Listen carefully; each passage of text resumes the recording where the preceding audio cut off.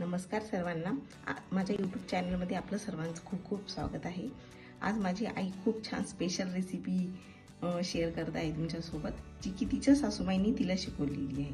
चल मम्मी, तर सांग इन्ग्रेडियंट काय काय आहेत. तर मी त्याच्यासाठी लागलेले शेवग्याच्या शेंगा घेतलेले आहेत. त्यात थोडंसं असं काढून घेतलेली आणि ओके, म्हणजे तू सोलून घेतलं ते. हां हां ओके, या पद्धतीने सोलून घ्यायच्या चिरून आणि साधारण एवढे एवढे पोटा एवढे असे काप करून घ्यायचे याचे. ओके. आणि माझ्या सासूने मला शिकवलेली आहे. खूप छान भाजी बनते याच्यासाठी. Okay okay. आणि ही खूप छान अशी बनते. त्यासाठी मी लागलेलं साहित्य आहे का बघा, मी घरगुती मसाला घेतलेला आहे. ओके. मी माझं स्वतः बनवलेलं आहे. मीठ आणि मिरची पावडर आहे, हळद आहे आणि जीर आहे. ओके, साधारण अर्धा अर्धा चम्मच हे इन्ग्रेडियंट आहे. ओके, आता वाटणाचं साहित्य आपण बघून घेऊया. आपलं साहित्य मी तयार केलेलं आहे हे बघा. तर मग त्यासाठी लागणारा कांदा आहे, टोमॅटो आहे, आलं आहे, लसूण आहे, कोथिंबीर आहे. ओके, चला कृतीला सुरुवात करूया. ओके, तर एक ब्लेंडर जारमध्ये मग मी कोथिंबीर टाकून घेते आहे, आलं, लसूण म्हणजे 5-7 पाकळ्या टाकून घ्यायच्यात. ओके, म्हणजे या मसाल्याला म्हणजे भाजून वाटायची गरज नाही, डिरेक्टही बनवू शकतो. ओके. आणि टोमॅटो. ओके, टोमॅटो टाकायचे आपल्या त्याच्यामध्ये. ओके.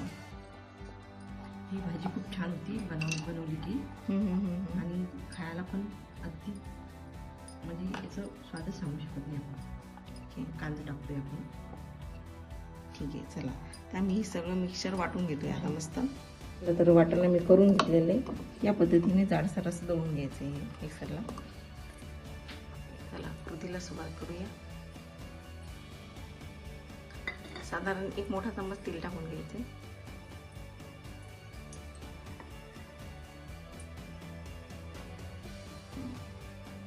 आता जिरं टाकून घ्यायचं. तेल चांगलं गरम झालं की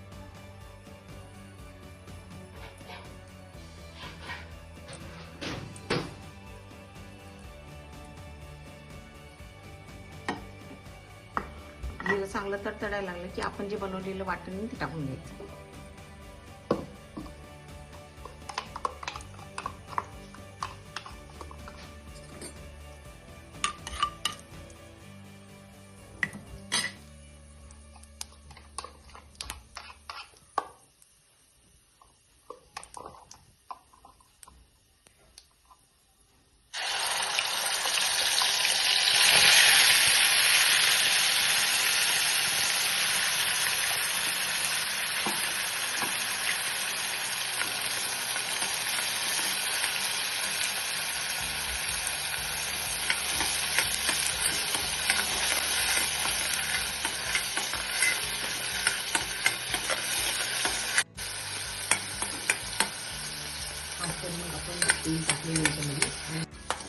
म्हणजे सर्व मसाले परतून घ्यायचे.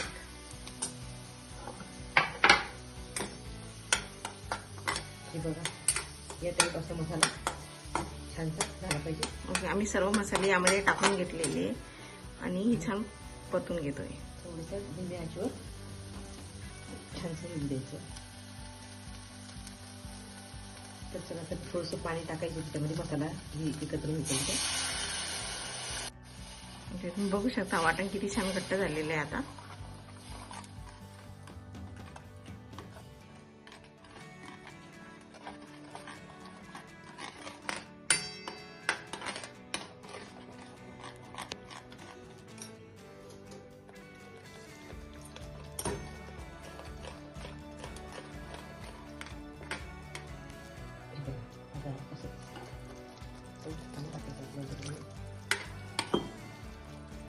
चला, चांगला परतून घेतलाय आपण.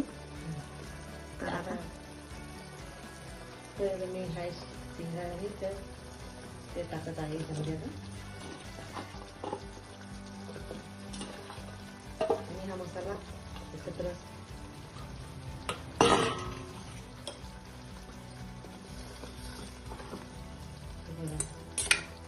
या पद्धतीने सर्व मिक्स करून घ्यायचंय.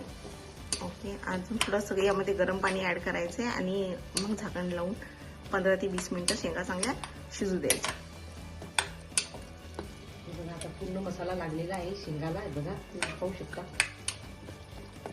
आणि या भाजी एकदम झाल्यावर एकदम अशी उत्तम आणि टेस्टी लागते. हे बघ.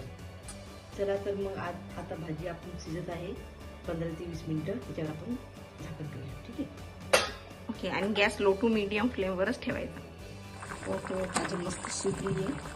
त्यावर जरा कोथिंबीर पेरून घेतली. आपली भाजी खाण्यासाठी आता रेडी आहे कम्प्लीट. चला तर मग भातासोबत आणि चपातीसोबत आम्ही सर्व करून घेतो.